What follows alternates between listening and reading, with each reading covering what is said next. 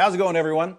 I'm still here at Vocab's house. We're working on some new episodes of Muhammad's Boom Boom Room.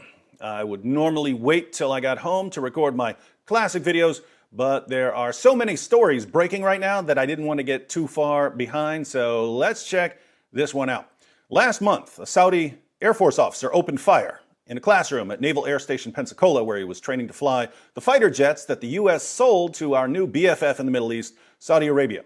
Shortly before killing 3 and injuring several more in his attack, Second Lieutenant Mohammed Saeed al-Shamrani tweeted a message to the American people in which he quoted Osama bin Laden and Sheikh Anwar al-Awlaki.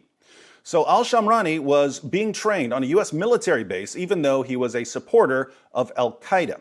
The question that immediately arose was, did he act alone? Investigators decided to take a closer look at some of the other Saudi servicemen training in the U.S., and while they didn't find any connections to last month's terrorist attack in Florida, they found enough to send more than a dozen Saudi servicemen back to Saudi Arabia. CNN reports, more than a dozen Saudi servicemen training at U.S. military installations will be expelled from the United States after a review that followed the deadly shooting last month at a naval air station in Pensacola, Florida, multiple sources told CNN. The Saudis are not accused of aiding the 21-year-old Saudi Air Force second lieutenant who killed 3 American sailors in the December shooting, 2 sources said, but some are said to have connections to extremist movements, according to a person familiar with the situation. A number are also accused of possessing child pornography, according to a defense official and the person familiar with the situation. The FBI and Justice Department declined to comment. In the wake of the Pensacola tragedy, the Department of Defense restricted to classroom training programs foreign military students from Saudi Arabia while we conducted a review and enhancement of our foreign student vetting procedures, said Lieutenant Colonel Robert Carver, a spokesman for the Department of Defense.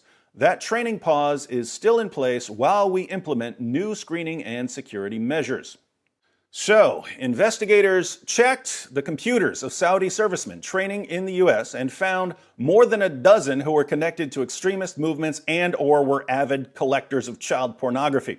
Now, some random person from any background could have the sort of personality that makes him want to join an extremist movement. And some random person from any background could be a sick pervert who wants to look at child pornography. But can you think of anything within the ideology that's shared by the servicemen from our wonderful ally Saudi Arabia that might increase their chances of supporting terrorist organizations or that might increase their chances of thinking about sex with children? In other words, is it just a coincidence that these Saudi servicemen were drawn to violence and perversion? Or is it connected to their ideology?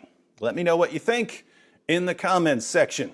All right, now I have to go shave because Jeffrey Epstein did not have a beard.